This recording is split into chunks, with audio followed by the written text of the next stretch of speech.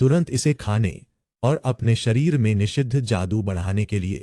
लेकिन हारू उसे अपनी शक्ति से रोकता है और डांटता है, कहता है, क्या तुम बेवकूफ हो? तुम ऐसा कैसे कर सकते हो?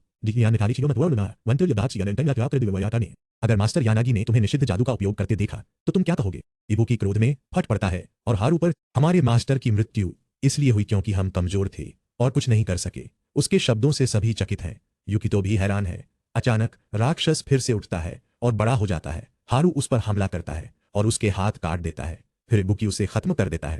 जैसे ही इबुकी एक शेष टुकड़ा देखता है, वह उसे खाने और अपने शरीर में निषिद्ध जादू बढ़ाने के लिए दौड़ता है, लेकिन हारू उसे रोकता है और उस पर हमला करता है। इबुकी फिर निषिद्ध जादू की शक्ति को सक्रिय करता है और उसकी उपस्थिति पूरी तरह से बदल जाती है। हारू उसे मारने की कोशिश करता है, लेकिन हमला बेअसर होता है। इबुकी इसे आसानी से रोकता है और फिर से शेष टुकड़े की ओर बढ़ता है। हारू उसे रोकने से इनकार करता है। वह फिर से हमला करता है और इस बार प्रहार अधिक मजबूत होता है और इबुकी को पीछे धकेल देता है। इबुकी का क्रोध भड़क उठता है और दोनों टकराते हैं। उसी क्षण जिनारियस, वह पानी की शक्ति का उपयोग करके शेष टुकड़े को पूरी तरह से नष्ट कर देता है। फिर उन्हें बताता है, दोनों को रुकने के लिए कहते हुए कहते हैं कि अगर उनका मास्टर जीवित होता और उन्हें इस तरह देखता तो वह गहरे दुखी होते। उसके शब्दों का उन दोनों पर प्रभाव पड़ता है। वे दोनों पीछे हटते हैं और एक दूसरे से दूर हो जाते हैं। फिर हारू और इबुकी उस स्थान को छोड़ देते हैं। आयबारा युकितो को अलविदा कहती है। वह उसे धन्यवाद देता है कि उसने जो कुछ भी किया और बताता है कि उसने आज शानदार प्रदर्शन किया। उसका चेहरा शर्म से तीव्र लाल हो जाता है और वह बेहद प्यारी लगती है। फिर वह सुझाव देती है कि वे संपर्क जानकारी का आदान प्रदान करें। युकितो जम जाता है। यह नहीं जानता कि क्या कहना है। वह अजीब तरीके से समझाती है कि वह केवल इसका मतलब है ताकि भविष्य में एक साथ काम करना आसान हो। यदि वे भविष्य में एक साथ काम करते हैं या यदि उनमें से किसी को दूसरे की आवश्यकता होती है, युकितो सहमत होता है और उसे अपना नंबर देता है। खुद भी शर्मिंदा महसूस करता है। फिर वह तीनों की ओर मुड़ता है और कहता है कि आज से वह सभी के साथ दोस्त बनना चाहता है। उसे डर था कि वे मना कर देंगे, लेकिन निश्चित रूप से वे सहमत होते हैं। वे जल्द ही फिर से मिलने का निर्णय लेते हैं। फिर उस स्थान को छोड़ देते हैं और प्रत्येक अपने घर लौटता है। दिन समाप्त होता है। अगले दिन हमारा नायक युकितो जागता है और वह जो पहला काम करता है वह मुकी के साथ बैठना और उससे अपने पिता के बारे में सब कुछ विस्तार से बताने के लिए कहना है। मुकी सहमत होती है और कहानी सुनाना शुरू करती है। वह उसे बताती है कि मास्टर यानागी हारू और इबुकी को प्रशिक्षित करने के लिए जिम्मेदार थे, जबकि उसने उनकी और जिनकी देखभाल की, क्योंकि उस समय वे अभी भी बहुत छोटे थे और वास्तव में यही उनकी स्थिति थी। हालांकि हारू और इबुकी के दृष्टिकोण में हमेशा भिन्नताएं थीं, फिर भी उनके बीच सब कुछ ठीक चल रहा था और वे दिन ब दिन प्रशिक्षण जारी रखते थे। एक दिन हारू और इबुकी ने मास्टर यानागी से निवेदन किया कि उन्हें आग के ड्रैगन को शांत करने के अनुष्ठान में भाग लेने की अनुमति दी जाए। स्पष्ट करने के लिए, चूंकि पानी का ड्रैगन गायब हो गया था, आग का ड्रैगन कोई नियंत्रण नहीं रखता था और उसकी शक्ति दिन ब दिन बढ़ने लगी। इसलिए मास्टर यानागी ने विशेष अनुष्ठान करने का निर्णय लिया, जिसे ड्रैगन शांत करने का अनुष्ठान कहा जाता है, जो ड्रैगन की शक्ति को सील करने और उसे नियंत्रण में रखने के लिए था। लेकिन हारू और इबुकी चाहते थे कि वे स्वयं ये अनुष्ठान करें। मास्टर ने उनकी मांग को ठुकरा दिया, यह बताते हुए कि वे अभी तैयार नहीं थे, कि अनुष्ठान अत्यंत खतरनाक था और उस समय इसे जोखिम में नहीं डाला जा सकता था। पहले दोनों ने इसे स्वीकार किया और इसे ज्यादा ध्यान नहीं दिया।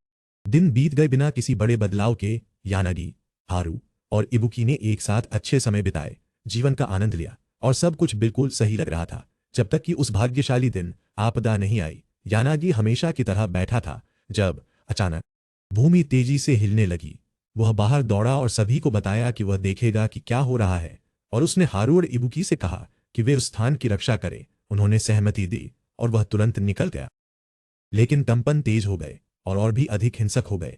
इसलिए हारू और इबुकी ने मास्टर का पीछा करने का निर्णय लिया। मुकी ने उन्हें रोकने की कोशिश की, लेकिन वह नहीं रोक सके। निकलने से पहले उन्होंने सुनिश्चित किया कि मुकी, जिन और युकितो सुरक्षित हैं। उन्हें एक निकासी वाहन में रखा जो बंदरगाह की ओर जा रहा था, और फिर ज्वालामुखी की ओर पूरी गति से दौड़ पड़े। जब वे पहुंचे तो उन्हें यह जानकर आश्चर्य हुआ कि मास्टर अभी तक वहां नहीं थे। इसलिए उन्होंने अपने तरीके से कार्य करने का निर्णय लिया। उन्होंने तुरंत ड्रैगन सीलिंग जादू सक्रिय किया और पहले तो जादू वास्तव में सफल होने लगा, लेकिन अचानक ड्रैगन क्रोध में फट पड़ा और सील को तोड़ दिया, जिससे ज्वालामुखी के अंदर एक विशाल विस्फोट हुआ। फिर सबसे बड़ा झटका आया। आग का ड्रैगन पहली बार अपनी पूरी शारीरिक रूप में प्रकट हुआ। अत्यधिक क्रोध में हारू और इबुकी ने इसे भागने से रोकने के लिए एक जादुई बाधा बनाने की कोशिश की। पहले वे सफल रहे, लेकिन इबुकी की ऊर्जा समाप्त हो गई और वह और अधिक सहन नहीं कर सका। बाधा टूट गई। ड्रैगन बाहर निकला और उन पर हमला किया, लेकिन आखिरी क्षण में हारू ने अपने भाई इबुकी को बचा लिया। इबुकी क्रोध में उबल पड़ा और हारू पर चिल्लाया, पूछते हुए कि उसने उसे क्यों बचाया, इंसिस्टिंग कि उसे तुरंत ड्रैगन को सील कर देना चाहिए था। उसी क्षण ड्रैगन ने अंतिम प्रहार देने की तैयारी की। अचानक मास्टर यानागी पहुंचे और स्थिति को पलट दिया। उन्होंने ड्रैगन पर एक शक्तिशाली प्रहार किया, फिर एक झटके में चेन जादू सक्रिय किया और उसे रोक दिया। इबुकी चकित रह गया और मास्टर से पूछा कि क्या वह ड्रैगन को अकेले सील करने का इरादा रखते हैं। यानागी ने हाँ कहा। फिर इबुकी ने लड़ाई में शामिल होने का अनुरोध किया, लेकिन यानागी ने हारू को आदेश दिया कि वह अपने भाई को तुरंत उस क्षेत्र से ले जाए। हारू ने मास्टर की आंखों में देखा और समझ गया कि स्थिति कितनी खतरनाक थी। बिना किसी हिचकिचाहट के उसने इबुकी को पकड़ा, एक टेलीपोर्टेशन जादू सक्रिय किया और चला गया। इस प्रकार यानागी आग के ड्रैगन के सामने खड़ा था। एक ही समय में द्वीपों के निवासियों को जहाजों द्वारा निकाला जा रहा था, क्योंकि सभी को पता था यह स्थिति लंबे समय तक नहीं रही। केवल एक दिन बाद चीजें सामान्य हो गईं और निवासी द्वीपों पर लौट आए। भले ही इमारतें पूरी तरह से नष्ट हो गई थीं, लेकिन दुख की बात है कि यह एकमात्र नुकसान नहीं था। जब हारू और इबुकी ज्वालामुखी पर लौटे तो उन्होंने मास्टर यानागी का शरीर पाया। यह इबुकी के लिए सबसे बड़ा झटका था। उस दिन से वह पूरी तरह से बदल गया। उसके लिए जो सबसे महत्वपूर्ण था वह किसी भी आवश्यक तरीके से अपनी शक्ति बढ़ाना था, और उसके भाई हारू के साथ उसका संबंध गंभीर रूप से बिगड़ गया। हम वर्तमान में लौटते हैं, जहां मुकी यह सब युकितो को बताना समाप्त करती है। युकितो ने जो दुखद घटनाएं सुनी हैं उन पर गहरा दुख महसूस करता है, लेकिन वह इसे स्पष्ट रूप से नहीं दिखाता।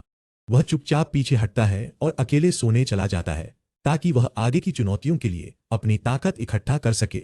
हम अपने नायक युकितो पर लौटते हैं, जो सोते समय एक बहुत अजीब सपना देखता है। वह खुद को एक झील में डूबा हुआ पाता है। जैसे ही वह जागता है, जिन उसके पास आता है और चिंतित होकर पूछता है कि वह अपने सपने में ऐसे आवाजें क्यों कर रहा था। लेकिन अचानक अनपेक्षित रूप से जिन युकितो की आंखों में देखता है और नोट करता है कि उनकी उपस्थिति बदल गई है, वह सदमे में जम जाता है। युकितो उससे पूछता है कि वह ऐसा क्यों देख रहा है, लेकिन जिन अस्थायी रूप से इस मामले को नजरअंदाज करता है और उसे बताता है कि चिंता करने की कोई बात नहीं है। उसी क्षण युकितो को दोस्तों के ग्रुप चैट में एक संदेश मिलता है, जिसमें चाड, अमुन और आइबारा शामिल हैं। वे एक त्योहार में जाने की इच्छा के बारे में बात कर रहे हैं। युकितो खुशी से भर जाता है और तुरंत उनके साथ जाने के लिए सहमत हो जाता है। खुशी से उड़ते हुए यह पहली बार है जब वह दोस्तों के साथ बाहर गया है। उसकी खुशी और भी बढ़ जाती है जब जिन उसे एक मास्क देता है और बताता है कि द्वीप पर हर कोई त्योहारों के दौरान समान मास्क पहनता है, और यह मास्क कभी मास्टर यानागी का था। युकितो को अत्यधिक खुशी महसूस होती है और वह जिन का धन्यवाद करता है। फिर दोनों त्योहार की ओर एक साथ निकल पड़ते हैं। कुछ ही समय बाद पहुंचने पर युकितो खूबसूरत वातावरण और दृश्य देखकर हैरान रह जाता है। वे अपने बाकी दोस्तों का इंतजार करते हैं और 5 मिनट बाद आइबारा आती है। वह बहुत सुंदर कपड़े पहन रखी है और बेहद प्यारी लगती है। युकितो उसकी तारीफ करता है और वह शर्माती है और अपना मास्क पहन लेती है। तीनों एक साथ घूमते हैं जब तक वे चाड, अमुन और हारू को नहीं देखते, जो त्योहार में बेचने के लिए कुछ सामान तैयार कर रहे हैं। दोस्त उनकी मदद करते हैं और जब वे खत्म हो जाते हैं, हारू अपने छात्रों को आनंद लेने की अनुमति देता है, जबकि जिन को मजबूर करता है कि वह रुककर उसकी मदद करे। जिन के विरोध और चिल्लाने के बावजूद कि उसके पास कोई विकल्प नहीं है, बाकी समूह त्योहार में घूमता है, चीजें खरीदता है और मजे करता है, और उनका बंधन बहुत मजबूत हो जाता है।